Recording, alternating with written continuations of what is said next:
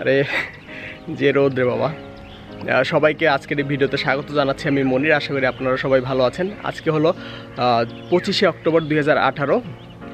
একটু পরে আমার ফ্লাইট। সৈয়দপুর থেকে আমি ঢাকা যাব প্লেনে, বাংলাদেশ বিমানের একটা ফ্লাইটে। তো আমি এখন আছি হলো সৈয়দপুর ক্যান্টনমেন্টে।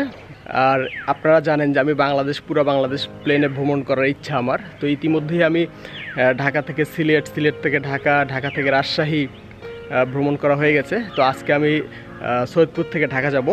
আমার প্লেনের টিকিটের দাম নিয়েছে হলো 2700 টাকা। এই ক্যান্টনমেন্টের ঠিক ওই পারে হলো সৈয়দপুর এয়ারপোর্ট। তো আপনারা যারা বিমান বা এভিয়েশন সম্পর্কিত ভিডিও দেখতে ইচ্ছুক তারা আমার এই চ্যানেলটা সাবস্ক্রাইব করতে পারেন। আমার এই চ্যানেলে সাধারণত বিমান বা এভিয়েশন নিয়ে ভিডিও দেওয়া হয়। তো আপনারা দেখতে থাকুন, চলেন আমার সাথে সৈয়দপুর বিমানবন্দরে।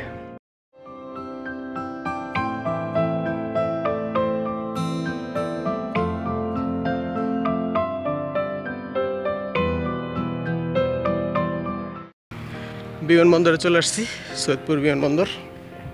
তো বিমানবন্দরে ঢোকার জন্য আপনাকে সিকিউরিটি চেকিং করতে হবে, অর্থাৎ আপনার ব্যাগে কোনো উল্টাপাল্টা জিনিস আছে কিনা ওইটা স্ক্যানার চেক করবে। আপনাকে একজন আনসার সদস্য এখানে আপনার সারা শরীর চেক করবে। তো ওই যে দেখেন দূরে, এই যে যেভাবে চেক করতেছে আমাকেও ঠিক ওইভাবেই চেক করেছে। আর ওই ব্যাগটা স্ক্যানারের মধ্যে দিয়ে স্ক্যান হয়ে এসেছে। তো এটা আসলে সব বিমানবন্দরেই করে, কারণ নিরাপত্তার প্রশ্ন তো সবচেয়ে আগে। আর এখানে যাত্রীদের বোর্ডিং পাস দেয়। যাই চেক ইনটা করে আসি। তো এখানে আমি জাস্ট আমার ই টিকিটটা দিয়ে দিলাম, আর ওনারা আমাকে ওই বোর্ডিং পাসটা দিল। তো আসলে বোর্ডিং পাস যতক্ষণ না পাচ্ছেন ততক্ষণ আপনি প্লেনে উঠতে পারবেন না। তো বোর্ডিং পাসটা বিমানবন্দরে ঢুকে নিয়ে নিতে হয়। তো দেখতে পাচ্ছেন একটা প্লেন, ওটা হলো প্রশিক্ষণ বিমান। সেসেনা মডেলটা আমার ঠিক মনে আসতেছে না। আর পাশে আছে হলো বিমানবন্দরে এই মুহূর্তে MI-17 মডেলের একটা হেলিকপ্টার। আর ওই সেসেনার প্রশিক্ষণ বিমানটা এখন কোনো এক কাউকে হয়তো প্রশিক্ষণ দেওয়ার জন্য উড়ে যাচ্ছে। ওই যে দেখেন রানওয়ে থেকে খুব জোরে রান করে করে এবার রানওয়ে থেকে উড়ে যাচ্ছে আমাদের প্লেনটা। আর পাশেই নভো এয়ারের ART-72 মডেলের প্লেন। আর এখন দেখতে পাচ্ছেন যে সেনাবাহিনীর বিমানটা, হেলিকপ্টারটা চলে যাচ্ছে। এটা হলো বাংলাদেশের সবচেয়ে বড় হেলিকপ্টার বর্তমানে, MI-17 রাশিয়ার তৈরি একটি হেলিকপ্টার। যাই হোক, ওই রানওয়ে থেকে যে দেখতেছেন প্লেনটা উড়ে গেল। আসলে হেলিকপ্টারের রানওয়ে লাগে না, যে কোনো জায়গা থেকে উড়ে যেতে পারে। তারপরেও ওটা রানওয়ে থেকেই উড়ে গেল। আর পাশেই দেখতে পাচ্ছেন নভো এয়ারের প্লেন। এখন যাত্রীগুলো উঠতেছে, একটু পরেই নভো এয়ারের এই প্লেনটাও চলে যাবে ঢাকার উদ্দেশ্যে। তো দেখতে পাচ্ছেন এবার নভো এয়ারের প্লেনটা আস্তে আস্তে রানওয়ের দিকে এগিয়ে যাচ্ছে। নভো এয়ার হলো বাংলাদেশের একটা বেসরকারি বিমান সংস্থা। তো এদের যতগুলো প্লেন আছে সবগুলোই হলো এই ART-72 মডেলের প্লেন। তো এগুলো দিয়ে সারা বাংলাদেশে আর বিদেশেও মনে হয় সার্ভিস প্রদান করে থাকে তারা। ফ্লাইট রাডার নামে একটা অ্যাপস আছে, ওটার মাধ্যমে দেখলাম যে আমার প্লেনটা এখন আকাশেই আছে। আসতে আধা ঘন্টার মতো সময় লাগবে। মোবাইলে গান শুনতেছি। বোর্ডিং পাস টাস নেওয়া সব শেষ। প্লেন আসলে জাস্ট যাত্রী নামবে, তারপরে আমরা উঠে যাব। এবার আমাদের প্লেনে ওঠার পালা। সবাই আমরা বোর্ডিং লাউঞ্জ থেকে যাচ্ছি প্লেনে ওঠার জন্য। প্লেনটা একদম খুব কাছেই দাঁড় করিয়ে রাখা হয়েছে। তো আমরা সৈয়দপুর বিমানবন্দর থেকে যাচ্ছি হলো প্লেনে ওঠার জন্য। তো দেখতে পাচ্ছেন বিমানটা, রোদ উঠছে প্রচুর, আকাশে অনেক রোদ। সৈয়দপুর বিমানবন্দরটা পিছনে দেখতে ভালোই লাগতেছে। খুব ছোট একটা বিমানবন্দর, বেশ ছোট একটা প্লেন। তো এবার আমার বোর্ডিং পাস চেক করে দিয়েছে। এখন আমরা সবাই আস্তে আস্তে প্লেনে উঠে যাচ্ছি।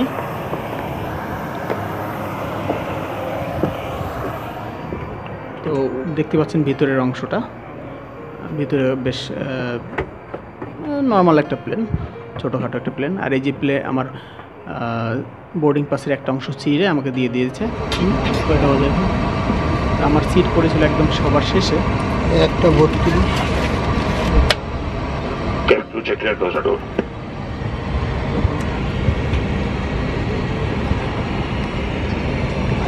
ভিতরে অংশটা দেখতেই পাচ্ছেন, যাত্রীরা সবাই চলে এসেছে।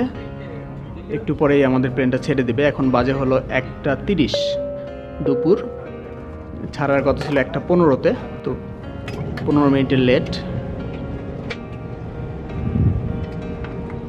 সিট বেল্টটা বেঁধে নেই, কারণ সিট বেল্টটা বাঁধার জন্য তারা ঘোষণা দিয়েছে, একটু আগে বলেছে সিট বেল্ট বাঁধতে। আসসালামু আলাইকুম। বিমান বাংলাদেশ এয়ারলাইন্স ক্যাপ্টেন আইডান ও তার ক্রুদের পক্ষ থেকে আমি ফ্লাইট স্টুয়ার্ডেস ইশিকা ঢাকার পথে BB49 ফ্লাইটে আপনাদের সবাইকে স্বাগত জানাচ্ছি। আপনার সিট পকেটে রাখা নিরাপত্তা নির্দেশাবলী, ওই তো সামনে সিট পকেটে রাখা ওই নিরাপত্তা নির্দেশাবলী দেখতে বললো, আর পাশাপাশি সামনেও দেখা দিচ্ছিল কীভাবে ইমার্জেন্সি সময় কী করতে হবে। এই যে এখানে নিরাপত্তা নির্দেশাবলী দেওয়া আছে -8-Q400 সিরিজের প্লেনের জন্য। আর তার পাশাপাশি এখানে একটা আছে কি বলে বিমানের একটা ম্যাগাজিনও আছে। এই ম্যাগাজিনটার নাম হলো বিহঙ্গ। তো এর আগের যখন আমি এই প্লেনে করে রাজশাহী গিয়েছিলাম তখন এই দুটা ম্যাগাজিনের পাশাপাশি একটা ছিল, একটা বাংলা পত্রিকা এবং একটা ইংরেজি পত্রিকা ছিল। আজকে অবশ্য এগুলো কিছুই দেখতেছি না। তো এটা হলো বাংলাদেশ বিমানের যে বিমানগুলো আছে সেই বিমানগুলোর ভিতরে সিট কীরকম সেই সিটের ম্যাপ। তো এখানে নতুন যুক্ত হওয়া 787-এর ম্যাপটা নাই, হয়তো আগামী মাসের সংখ্যায় এইটা দিয়ে দিবে। যাই হোক, আমাদের প্লেনটা আস্তে আস্তে রানওয়ের শেষ প্রান্তে চলে এসেছে। আর আমার সামনের যাত্রী তার মোবাইলে ভিডিও কল দিয়ে বাড়িতে জানাচ্ছে যে প্লেনটা এখন ছাড়বে, যদিও মোবাইলটা বন্ধ করে রাখতে বলছিল। আর শুনতে পাচ্ছেন সামনে একটা বাচ্চা খুব কান্নাকাটি করতেছে। যাই হোক, এবার আমাদের প্লেনটা আস্তে আস্তে এগিয়ে যাচ্ছে আকাশে টেক অফ করার জন্য। দারুণ।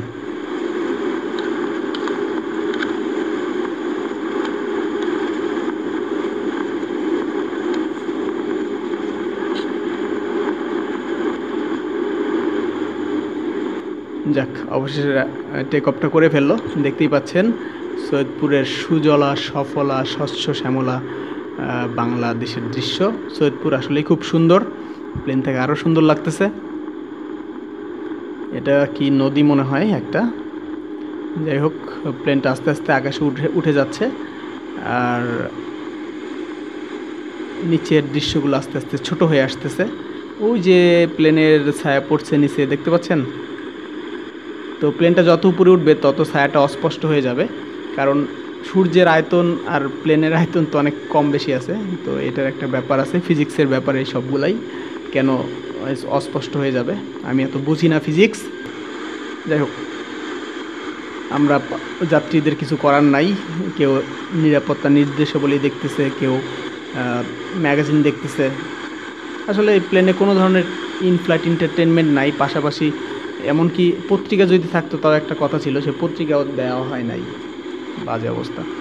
যাই হোক, এই প্লেনের ইঞ্জিনের পিছনের অংশ, এই প্লেনে যে ইঞ্জিনটা ব্যবহার করা হয়েছে সেটা হলো আপনার বাসার যে ফ্যান আছে ওই ফ্যানের মতো ইঞ্জিন এই প্লেনে ব্যবহার করা হয়েছে। আর ইঞ্জিনের পিছনের অংশ জ্বালানি পুড়ে এদিক দিয়ে বের হয়ে যায়, ধোঁয়াটা এই পিছনের কালো অংশ দিয়ে বের হয়ে যায়। মেঘ মনে হয় আস্তে আস্তে বাড়তেছে, আর আমাদের প্লেনটা অনেক উঁচু। এই যে মেঘ আছে তো। যাক, আমি তো ভাবছিলাম আকাশে কোনো মেঘ নাই। আসলে আকাশে মেঘ না থাকলে কেমন যেন খালি খালি লাগে। আকাশে সাদা সাদা মেঘ থাকবে, দেখতে অসাধারণ লাগবে। আর মেঘ না থাকলে কেমন জানি মনে হয় যে কী যেন নাই, কী যেন নাই, কী যেন নাই। তো আজকে ভাবছিলাম হয়তো আকাশে মেঘ থাকবে না, তো আস্তে আস্তে একটু একটু মেঘ আছে মনে হচ্ছে। যাই হোক, আমার পাশের যাত্রী মোবাইলে ওয়াজের ভিডিও দেখতেছে। আর নিচে দেখেন অনেক উঁচুতে প্লেন চলে আসছে। নিচে আসলে খুব একটা কিছু স্পষ্ট দেখা যাচ্ছে না, কিছুই দেখা যাচ্ছে না। আর আজকে আকাশটা অনেক ঘোলা, মানে মানে কেমন যেন অবস্থা, মানে খুব একটা পরিষ্কার আকাশ না। তো এখন মনে হয় প্লেনটা মোটামুটি 10,000 ফিট উপরে চলে আসছে। এই প্লেনটা সর্বোচ্চ 15,000 ফিট উপরে উঠবে, সেটাই আমাদের ফার্স্ট অফিসার ঘোষণা দিয়ে বলল। আর এখানে দেখাচ্ছে যে ধূমপান নিষেধ এবং সিট বেল্ট বেঁধে রাখুন, ওইরকম সিগন্যাল ওখানে জ্বলে উঠছে। ওয়াও, দূরে মেঘটা দেখতে তো সুন্দর লাগতেছে, মনে হচ্ছে দৈত্য একটা, সুন্দর, অনেক সুন্দর। আর পাশে যাত্রী সেই দৃশ্যগুলো চশমার ফাঁক দিয়ে উপভোগ করতেছে।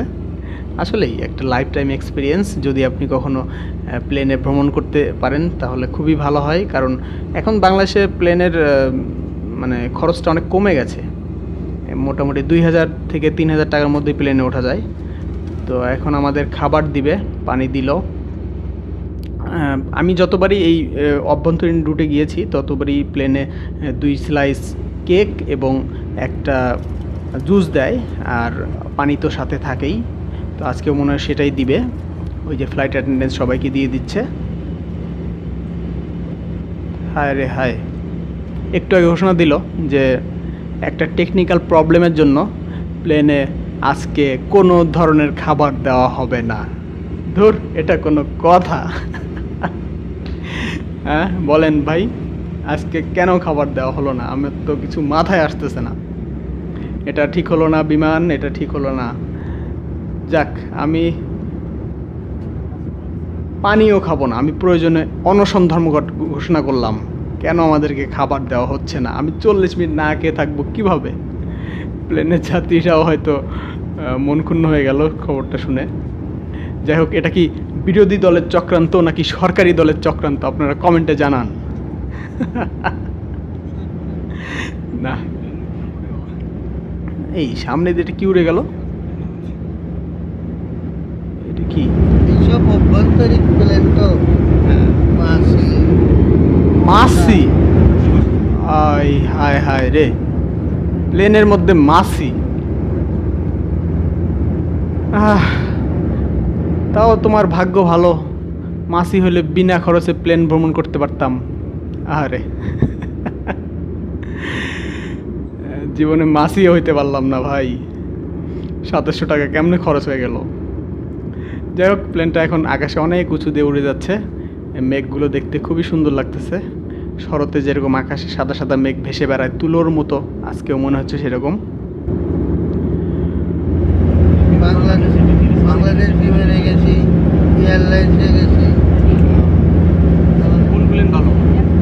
এয়ারলাইন্স। কবে হজে গেছিলেন? এইবারই।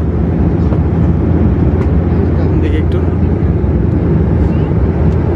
উনি হজ করে আসছে এবার, হাজি মানুষ একজন। নাম কি যেন বললেন? Mecca tower. Mecca tower. Mecca tower কয় কেউ, জমজম টাওয়ার কয় কেউ। এই মোবাইলটাই ওই হারাম শরীফের পাশেই হারায় গেছিল। আর বুঝছি যে আমার পড়ে গেল, উঠে সাহস হারায়নি। 3 দিন পর হারানো তোমরা খোঁজ করে ভাই। যাক, জিনিসটা পাওয়া গেছে তাহলে। যাক, আমার উনি সব কিছুই ভিডিও করে আনছে দেখতেছি। এটা হলো ওই সৌদি এয়ারলাইন্সের প্লেনের মধ্যে। এই যে দেখেন, হাজিদের জন্য প্লেনে, বিমানে ইনফ্লাইট এন্টারটেনমেন্টের জন্য টিভি আছে। আমাদের এই প্লেনে পেপার পর্যন্ত নাই। যাই হোক, 2টা 6 বাজে। 2টা 6 বাজে এখন। প্লেনে উঠছি 1:30টায়। এখন মনে হয় কাছে চলে আসছে। আচ্ছা, নিচে দেখতে পাচ্ছেন কিছু? নিচে হলো যমুনা নদী, যেটা প্লেন থেকে খুব স্পষ্টই দেখা যায়। আপনারা যদি আমার আগের ভিডিওটা দেখে থাকেন, যেখানে আমি ঢাকা থেকে রাজশাহী গিয়েছি, তো সেই ভিডিওতে আপনাদের প্রশ্ন করেছিলাম যে এই নদীটার নাম কি। তো আপনারা অনেকেই সঠিক উত্তর দিয়েছেন, এটা হলো যমুনা নদী। তো আজকে আপনাদের জন্য একটা প্রশ্ন করি। সেই প্রশ্নটা হলো যে সৈয়দপুর কোন জেলার মধ্যে পড়েছে এবং সেই জেলাটা কোন বিভাগের মধ্যে পড়ছে? অর্থাৎ সৈয়দপুর কোন জেলায় এবং কোন বিভাগের মধ্যে পড়ছে, আপনারা একটু কমেন্টে অবশ্যই অ্যান্সার দিতে ভুলবেন না। দেখি কতজন আপনারা সঠিক উত্তর দিতে পারেন। দয়া করে আপনাদের সিটের পেছন দিক সোজা রাখুন, সিট বেল্ট বেঁধে নিন। নামার সময় সাথে করে নিজ নিজ হাত ব্যাগ ইত্যাদির সঙ্গে নিতে ভুলবেন না। বিমান বাংলাদেশ এয়ারলাইন্স, ক্যাপ্টেন আইদান ও তার ক্রুদের পক্ষ থেকে আমি আপনাদের বিমানে সিট বেল্টটা বাঁধতে বললো। আমরা মোটামুটি কাছাকাছি চলে এসেছি ঢাকার। এখন বিমানটা মোড় নিচ্ছে ডানে, দেখতেই পাচ্ছেন একদম কাত হয়ে গেছে একদিকে। মনে হচ্ছে যে পৃথিবীটা একদিকে উল্টে গেছে। নিচে হ্যাঁ দেখেন একটা নদী, এটা হয়তো ব্রহ্মপুত্র অথবা শীতলক্ষা কোনো একটা নদী হইতে পারে, আমি শিওর না। আর আমাদের বললো যে আমাদের সামনে এই এখান থেকে যা যা আছে সব কিছু টেবিলটা ক্লোজ করে দিতে বললো। কারণ হলো কি, বিমান যখন অনেক নিচ দিয়ে যায় তখন সে বাতাসগুলো অনেক ভারী হয়, ঘন হয়, সে তো এই জন্য প্লেনটা অনেক টার্বুলেন্স থাকে প্লেনে। অর্থাৎ তার টার্বুলেন্স জিনিসটা হলো কাঁপে, প্লেনটা কাঁপে। দেখতে পাচ্ছেন আমি ভিডিওটাও ঠিকঠাক মতো করতে পারতেছি না, মনে হচ্ছে যে প্লেনটা উঁচা নিচে রাস্তা দিয়ে যাচ্ছে। এখন প্লেনটা অনেক কাঁপতেছে, ভয় লাগে নিচে পড়ে যাবে। কানে কি কোনো সমস্যা করে? কানে কোনো সমস্যা করে? কেমন এই জন্য ইয়ারফোন লাগানো। এটা 12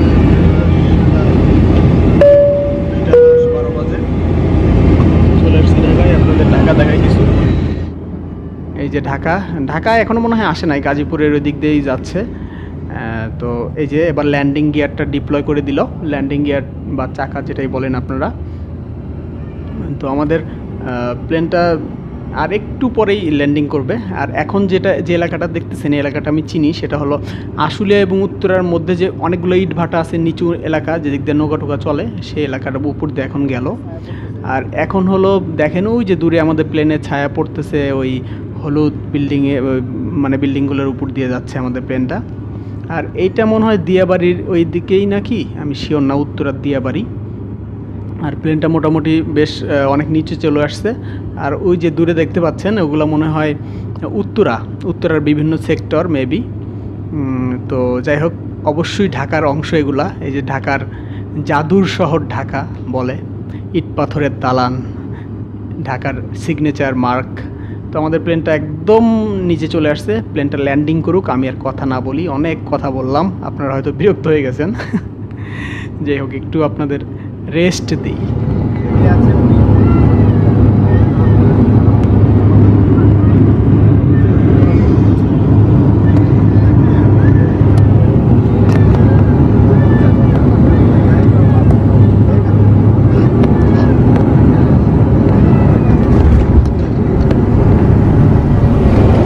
যাক, আলহামদুলিল্লাহ, অবশেষে আমাদের প্লেনটা সহি সালামতে ঢাকায় পৌঁছে গেল। আমরা এখন টার্মিনালের দিকে এগিয়ে যাচ্ছি, রানওয়ে থেকে। রানওয়েতেই আছি যদিও এখনও। ঠিকঠাক মতো নেমে গেছে আমাদের প্লেন। এই যে আস্তে আস্তে টার্মিনাল দিকে এগিয়ে যাচ্ছে আমাদের প্লেনটা। আর ওই যে দূরে দেখেন একটা বোয়িং 747-এর কার্গো প্লেন উড়ে যাচ্ছে, ওটা হলো ক্যাথে প্যাসিফিক এয়ারলাইন্সের একটা কার্গো বিমান, অনেক বড় একটা কার্গো বিমান। আর জানালা থেকে আমার মুখে রোদ পড়তেছে। আচ্ছা, এই প্লেনটার নাম কি? খুব সুন্দর দেখতে প্লেনটা, আমি সঠিক নামটা জানি না, কেউ জানলে অবশ্যই কমেন্টে জানাবেন। সব কিছু ব্যাগের মধ্যে ভরি আস্তে আস্তে। পানিটা খাই নাই, আমি তো অনশনে আছি, বুঝছেন না? যাই হোক, পাশে সিট ফাঁকা, তারা সামনে চলে গেছে। এই যে এতক্ষণ যে বাচ্চাটা কান্নাকাটি করলো, সে বাচ্চাটা ওই যে মায়ের কোলে, দেখতে পাচ্ছেন না? এই যে এই যে একদম হাতের ডান দিকে নিচে। যাই হোক, আমার পাশে ডানে একটু বসি, ডানে কি আছে না আছে। ওরে বাবা, বিশাল জায়গা তো।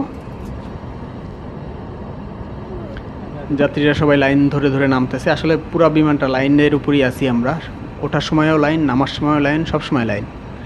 এই সেই কালপিট গাড়ি, যে গাড়িটা সময় মতো হয়তো আসে নাই, এই জন্য আমরা বিমানে আজকে খাবার পাই নাই। এই গাড়ি দিয়ে আসলে ক্যাটারিং করা হয়, অর্থাৎ বিমানে খাবার দাবার সরবরাহ করা হয়। কেন আজকে বিমানে খাবার দেওয়া হলো না, জাতি জানতে চায়। যাই হোক, ফান করলাম, আসলে সমস্যা হইতেই পারে প্লেনের ব্যাপার স্যাপার। ওই যে দূরে দেখতে পাচ্ছেন দুইটা রিজেন্ট এয়ারওয়েজের 737 মডেলের প্লেন। আমার এখন নামার সময় হয়ে গেছে, আমি এখন নামতেছি। আসলে প্লেনটা দেখতে পাচ্ছেন খুব ছোট, লম্বা। চলে আসলাম, নেমে যাচ্ছি আমরা। প্লেন থাকা, আমি সবার পরে নামতেছি। আসলে প্লেনের মধ্যে থাকলে কেমন জানি যে বন্দি মনে হয়। যাই, প্লেন থেকে বের হই। বিশুদ্ধ বাতাস। তো আমাদের জন্য এই যে বিমানের বাস ওয়েট করতেছে, মানে এখান থেকে টার্মিনালটা একটু দূরে, এই জন্য বাস দিয়ে আমাদেরকে নিয়ে যাবে। আর এই যে আমাদের প্লেন, এটা দিয়ে আমরা তখন আসলাম। বিমানটার মডেল হলো বোম্বার্ডিয়ার -Q400। আর ওই যে দূরে দেখা যাচ্ছে বিমানের বোয়িং 737 মডেলের একটা প্লেন। আর এখন যে বিমানটা দেখতেছেন সেটা একটা স্পেশাল বিমান, সেটা হলো বাংলাদেশ বিমানের সবচেয়ে বড় বিমান। এই বিমানটা বোয়িং কোম্পানির বিমান, কিন্তু এই বিমানটা কি মডেলের দেখি আপনারা কতজন বলতে পারেন যে বাংলাদেশের সবচেয়ে বড় বিমানটার মডেল কি? অবশ্যই কমেন্টে জানাতে ভুলবেন না। আর এই যে আমাদের বাসটার ভিতরে দাঁড়ানোর জায়গা পর্যন্ত নাই। যাই হোক, আমরা চলে আসছি, আমরা এবার নেমে যাচ্ছি। আমরা এখন অ্যারাইভাল লাউঞ্জে চলে এসেছি, যেখান দিয়ে বিমান বন্দর থেকে বের হয়। আর ওখান থেকে সবাই যাদের ব্যাগ কার্গোতে দিয়েছিল ওখান থেকে নিচ্ছে। এখন আমি এয়ারপোর্টের ঠিক বাইরে। যাই হোক, চলে আসলাম ঢাকাতে। ভিডিওটা আমি এখানে শেষ করতে চাচ্ছি। দেখা হবে আমার পরবর্তী বিমান নিয়ে কোনো ভিডিওতে। সে পর্যন্ত আপনারা সবাই ভালো থাকুন। আল্লাহ হাফেজ।